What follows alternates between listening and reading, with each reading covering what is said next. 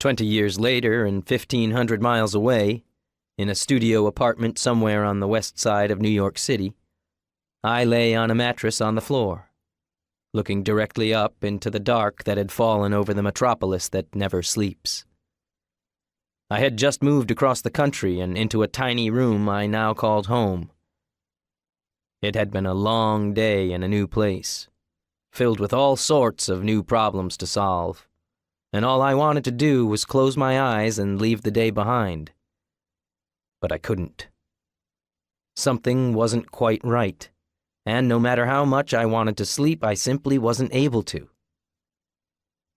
With every attempt to force myself under, my OCD came crashing through the roof of my mind, yelling at me again and again that things weren't okay, and that they wouldn't be until I washed my hands and took another shower. I knew in my head that I was clean. I knew cognitively that if I just shut my eyes, the world wouldn't come to an end. But like a dripping faucet in my brain, the unwanted and unwelcome thoughts continued. At that point, my options were few.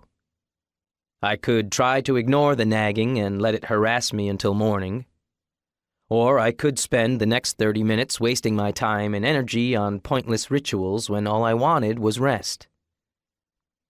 I felt helpless, angry, and alone. I was ashamed that, at 26 years old, I was still fighting the same battle as I was when I was 6.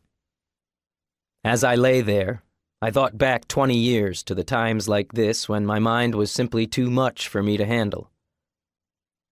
What a comfort it had been to have the loving arms of a parent to run to in the midst of my struggle. But I was all alone in a big city, feeling small. I didn't have my mother's prayer to tuck me in or my parents' consistent presence to calm my anxious heart. Tears spilled out of the corners of my eyes. Then I was overcome with shame that as a fully grown man I could become upset to the point of tears over something as minuscule as feeling dirty. I wanted to get out of bed and run to my parents' room to be met by a warm embrace and an understanding voice that would say, "It's okay. Everything's going to be all right, Nathan." But that wasn't an option this night. Or was it? I blinked my eyes in the dark and suddenly remembered the words my mother had spoken to me so many years ago. "I will always love you, and God will always be with you."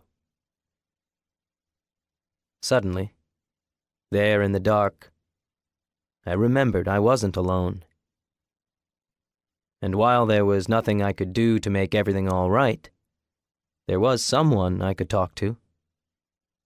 Someone who would share this dark night with me.